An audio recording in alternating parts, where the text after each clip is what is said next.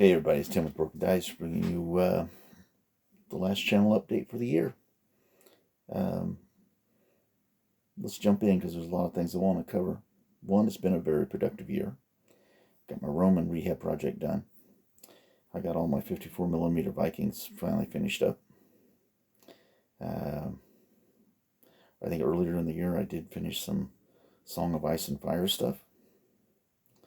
And next year, let's talk about that. Next year, going to work on some Renaissance figures. These are the ones I did a review of in another video from Bro to Forge. You can check that out, but these are them assembled. I'm doing these a little differently. I'm doing these all on individual or single or double 20mm bases.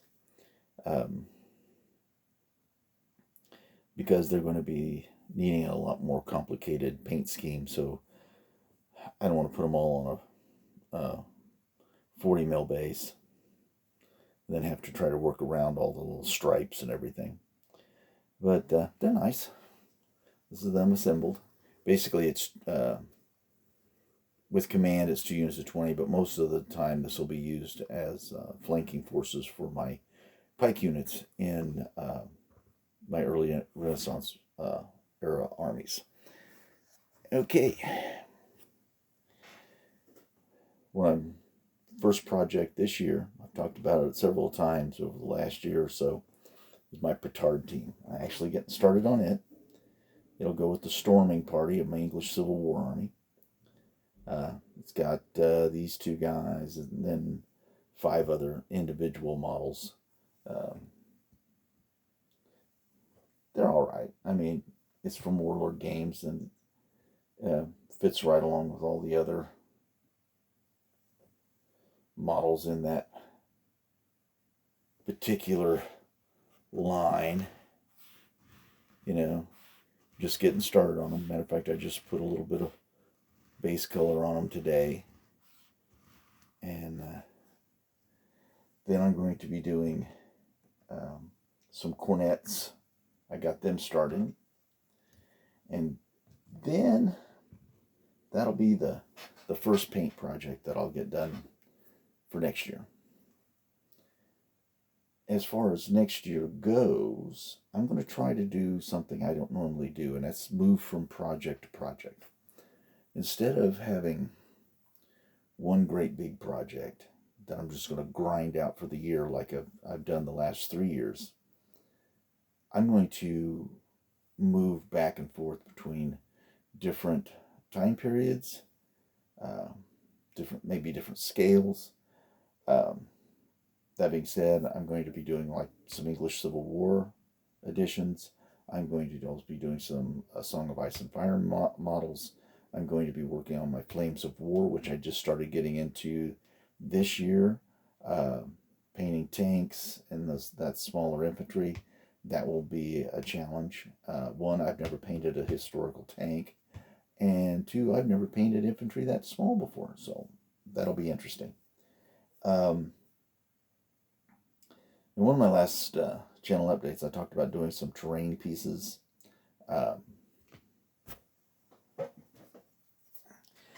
First off, I just was working on some basic fields, that sort of thing. I like doing that. Adds a little character to the battlefield. But the big thing on the terrain was I was trying to incorporate these one handy. Everything I've got's on it, but they're these 1x squares of this hard rubber stuff. And I was thinking, how can I do that where I could make a terrain piece out of them and not let these things go to waste? So I got busy and started working on some desert terrain for my Flames of War. And I'm not pleased with the terrain I could work on and dress it up quite a bit. But those interlocking tiles where they go together, you see that zigzag line where they go together?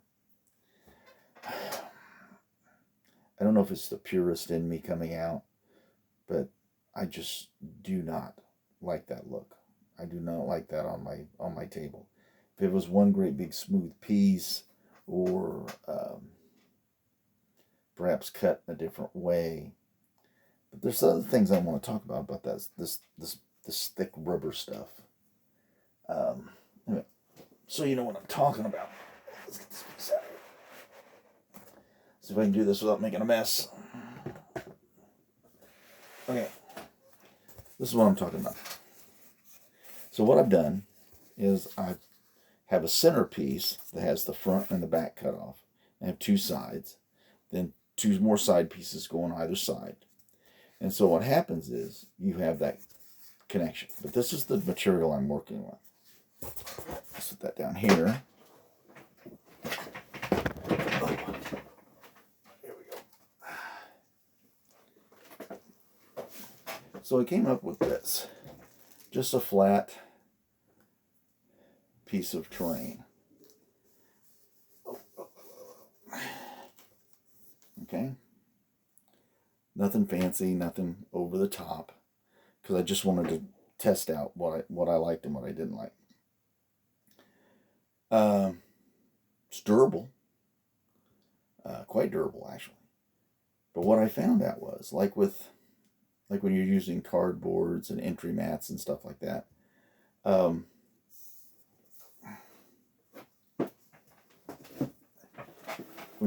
the reason you use the little popsicle sticks and all that kind of stuff, that keeps it from bowing up from where you put the adhesive and the spackle and all that stuff on it. It keeps it from rolling up. I had no idea this rubber stuff would do the same thing.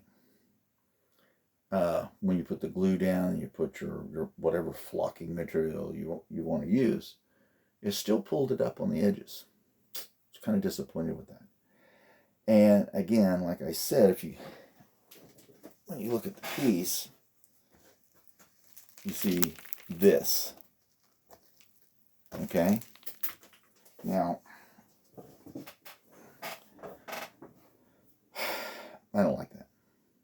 So I'm going to go back with my original idea and cut them up and use them as individual pieces, but I'm going to have to come up with some way of just like with the cardboard, is putting popsicle sticks underneath it to make sure that it doesn't dry and fold up.